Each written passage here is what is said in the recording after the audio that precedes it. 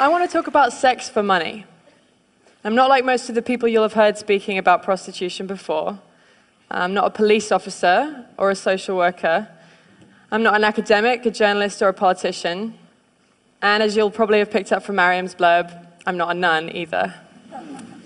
Most of those people would tell you that selling sex is degrading, that no one would ever choose to do it, that it's dangerous, women get abused and killed. In fact, most of those people would say there should be a law against it.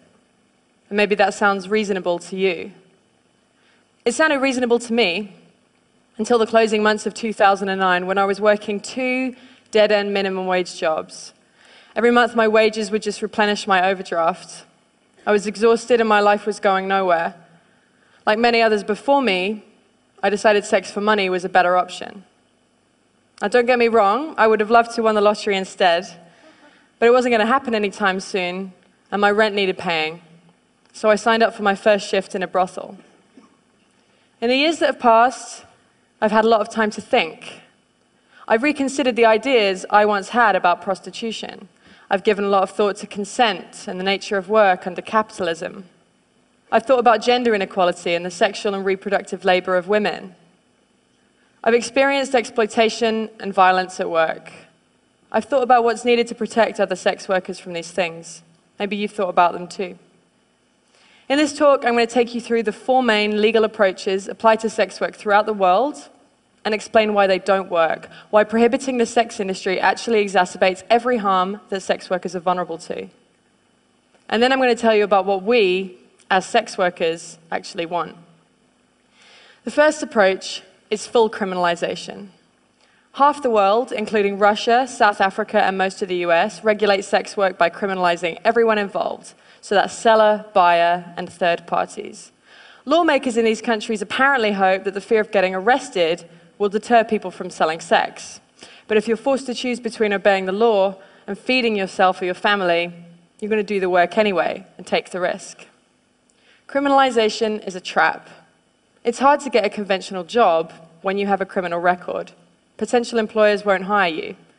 Assuming you still need money, you'll stay in the more flexible, informal economy. The law forces you to keep selling sex, which is the exact opposite of its intended effect. Being criminalized leaves you exposed to mistreatment by the state itself. In many places, you may be coerced into paying a bribe or even into having sex with a police officer to avoid arrest. Police and prison guards in Cambodia, for example, have been documented subjecting sex workers to what can only be described as torture: threats at gunpoint, beatings, electric shocks, rape, and denial of food. Another worrying thing, if you're selling sex in places like Kenya, South Africa, or New York, a police officer can arrest you if you're caught carrying condoms, because condoms can legally be used as evidence that you're selling sex. Obviously, this increases HIV risk. Imagine knowing that if you're busted carrying condoms, it'll be used against you. It's a pretty strong incentive to leave them at home, right? Sex workers working in these places are forced to make a tough choice between risking arrest or having risky sex. What would you choose? Would you pack condoms to go to work? How about if you were worried the police officer would rape you when he got you in the van? The second approach to regulating sex work seen in these countries is partial criminalization, where the buying and selling of sex are legal, but surrounding activities like brothel keeping or soliciting on the street are banned. Laws like these, we have them in the UK and in France, essentially say to us sex workers, hey, we don't mind you selling sex, just make sure it's done behind closed doors and all alone. And brothel keeping, by the way, is just defined as just 2 or more sex workers working together. Making that illegal means that many of us work alone, which obviously makes us vulnerable to violent offenders. But we're also vulnerable if we choose to break the law by working together.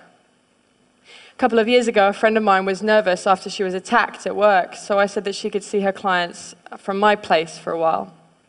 During that time, we had another guy turn nasty. I told the guy to leave or I'd call the police. And he looked at the 2 of us and he said, "You girls can't call the cops. You're working together, this place is illegal."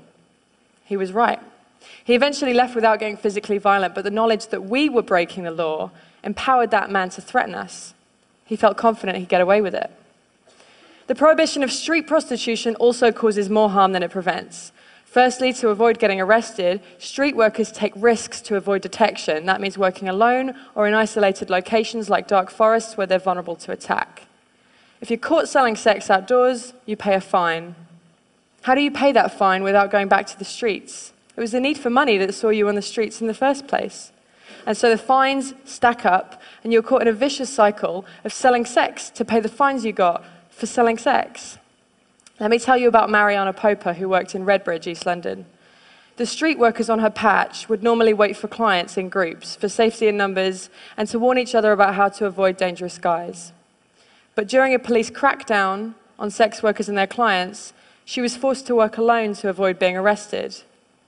She was stabbed to death in the early hours of October 29, 2013, and she'd been working later than usual to try to pay off a fine she'd received for soliciting. So if criminalizing sex workers hurts them, why not just criminalize the people who buy sex? This is the aim of the third approach I want to talk about, the Swedish or Nordic model of sex work law. The idea behind this law is that selling sex is intrinsically harmful, and so you're in fact helping sex workers by removing the option. Despite growing support for what's often described as the end demand approach, there's no evidence that it works. There's just as much prostitution in Sweden as there was before. Why might that be? It's because the people selling sex often don't have other options for income. If you need that money, the only effect that a drop in business is going to have is to force you to lower your prices or offer more risky sexual services. If you need to find more clients, you might seek the help of a manager. And so you see, rather than putting a stop to what's often described as pimping, a law like this actually gives oxygen to potentially abusive third parties. To keep safe in my work, I try not to take bookings from someone who calls me from a withheld number. If it's a home or a hotel visit, I try to get a full name and details. If I worked under the Swedish model, a client would be too scared to give me that information. I might have no other choice but to accept a booking from a man who is untraceable if he later turns out to be violent. If you need their money, you need to protect your clients from the police. If you work outdoors, that means working alone or in isolated locations, just as if you were criminalized yourself. It might mean getting into cars quicker. Less negotiating time means snap decisions. Is this guy dangerous or just nervous? Can you afford to take the risk? Can you afford not to? Something I'm often hearing is prostitution would be fine if we made it legal and regulated it. We call that approach legalization, and it's used by countries like the Netherlands, Germany, and Nevada in the US. But it's not a great model for human rights. Under state-controlled prostitution, commercial sex can only happen in certain legally designated areas or venues, and sex workers are made to comply with special restrictions like registration and forced health checks. Regulation sounds great on paper, but politicians deliberately make regulation around the sex industry expensive and difficult to comply with. It creates a two-tiered system, legal and illegal work. We sometimes call it backdoor criminalization. Rich, well-connected brothel owners can comply with the regulations, but more marginalized people find those hoops impossible to jump through. And even if it's possible in principle, getting a license or proper venue takes time and costs money. It's not going to be an option for someone who's desperate and needs money tonight. They might be a refugee or fleeing domestic abuse.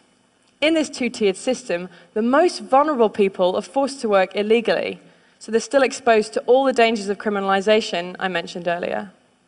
So, it's looking like all attempts to control or prevent sex work from happening make things more dangerous for people selling sex. Fear of law enforcement makes them work alone in isolated locations and allows clients and even cops to get abusive in the knowledge they'll get away with it. Fines and criminal records force people to keep selling sex rather than enabling them to stop. Crackdowns on buyers drive sellers to take dangerous risks and into the arms of potentially abusive managers. These laws also reinforce stigma and hatred against sex workers. When France temporarily brought in the Swedish model 2 years ago, ordinary citizens took it as a cue to start carrying out vigilante attacks against people working on the street. In Sweden, opinion surveys show that significantly more people want sex workers to be arrested now than before the law was brought in. If prohibition is this harmful, you might ask, why is it so popular? Firstly, sex work is and always has been a survival strategy for all kinds of unpopular minority groups. People of color, migrants, people with disabilities, LGBTQ people, particularly trans women. These are the groups most heavily profiled and punished through prohibitionist law. I don't think this is an accident. These laws have political support precisely because they target people that voters don't want to see or know about. Why else might people support prohibition? Well, lots of people have understandable fears about trafficking. Folks think that foreign women kidnapped and sold into sexual slavery can be saved by shutting a whole industry down. So let's talk about trafficking. Forced labor does occur in many industries, especially those where the workers are migrants or otherwise vulnerable, and this needs to be addressed. But it's best addressed with legislation targeting those specific abuses, not an entire industry. When 23 undocumented Chinese migrants drowned while picking cockles in Morecambe Bay in 2004, there were no calls to outlaw the entire seafood industry to save trafficking victims. The solution is clearly to give workers more legal protections, allowing them to resist abuse and report it to the authorities without fear of arrest. The way the term trafficking is thrown around implies that all undocumented migration into prostitution is forced. In fact, many migrants have made a decision out of economic need to place themselves into the hands of people smugglers. Many of them do this with the full knowledge that they'll be selling sex when they reach their destination. And yes, it can often be the case that these people smugglers demand exorbitant fees, coerce migrants into work they don't want to do, and abuse them when they're vulnerable. That's true of prostitution, but it's also true of agricultural work, hospitality work, and domestic work. Ultimately, nobody wants to be forced to do any kind of work, but that's a risk many migrants are willing to take because of what they're leaving behind. If people were allowed to migrate legally, they wouldn't have to place their lives into the hands of people smugglers. The problems arise from the criminalization of migration, just as they do from the criminalization of sex work itself.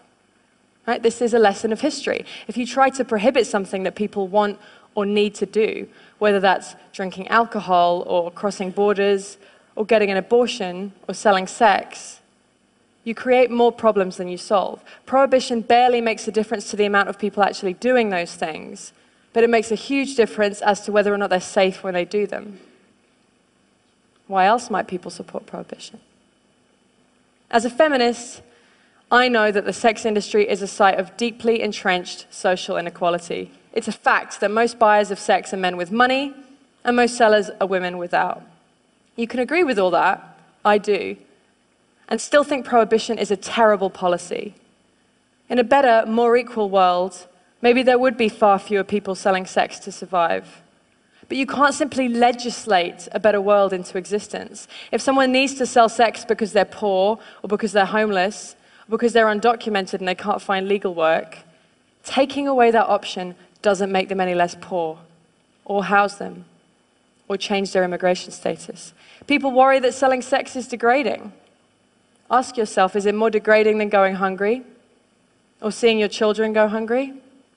There's no call to ban rich people from hiring nannies or getting manicures, even though most of the people doing that labor are poor migrant women. It's the fact of poor migrant women selling sex specifically that has some feminists uncomfortable.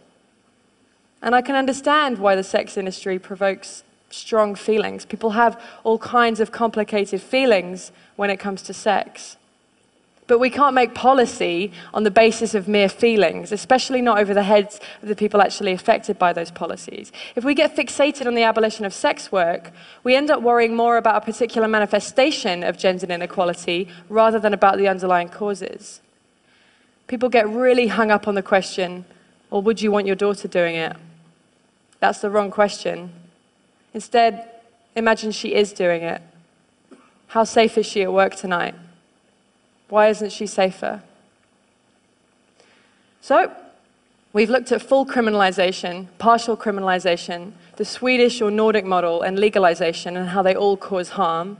Something I never hear asked is, what do sex workers want? After all, we're the ones most affected by these laws. New Zealand decriminalized sex work in 2003. It's crucial to remember that decriminalization and legalization are not the same thing. Decriminalization means the removal of laws that punitively target the sex industry, instead treating sex work much like any other kind of work. In New Zealand, people can work together for safety, and employers of sex workers are accountable to the state. A sex worker can refuse to see a client at any time, for any reason, And 96% of street workers report that they feel the law protects their rights. New Zealand hasn't actually seen an increase in the amount of people doing sex work, but decriminalising it has made it a lot safer. But the lesson from New Zealand isn't just that its particular legislation is good, but that crucially, it was written in collaboration with sex workers, namely the New Zealand Prostitutes Collective. When it came to making sex work safer, they were ready to hear it straight from sex workers themselves. Here in the UK, I'm part of sex worker-led groups like the Sex Worker Open University and the English Collective of Prostitutes. And we form part of a global movement demanding decriminalisation and self-determination. The universal symbol of our movement is the red umbrella. We're supported in our demands by global bodies like UNAIDS, the World Health Organization, and Amnesty International. But we need more allies. If you care about gender equality, or poverty, or migration, or public health, then sex worker rights matter to you. Make space for us in your movements. That means not only listening to sex workers when we speak, but amplifying our voices. Resist those who silence us, those who say that a prostitute is either too victimized, too damaged to know what's best for herself, or else too privileged and too removed from real hardship, not representative of the millions of voiceless victims. This distinction between victim and empowered is imaginary. It exists purely to discredit sex workers and make it easy to ignore us. No doubt many of you work for a living. Well, sex work is work too. Just like you, some of us like our jobs, some of us hate them. Ultimately, most of us have mixed feelings. But how we feel about our work isn't the point. And how others feel about our work certainly isn't. What's important is that we have the right to work safely and on our own terms. Sex workers are real people. We've had complicated experiences and complicated responses to those experiences. But our demands are not complicated. You can ask expensive escorts in New York City, brothel workers in Cambodia, street workers in South Africa, and every girl on the roster at my old job in Soho, and they will all tell you the same thing. You can speak to millions of sex workers and countless sex worker-led organizations. We want full decriminalization and labor rights as workers. I'm just one sex worker on the stage today, but I'm bringing a message from all over the world. Thank you.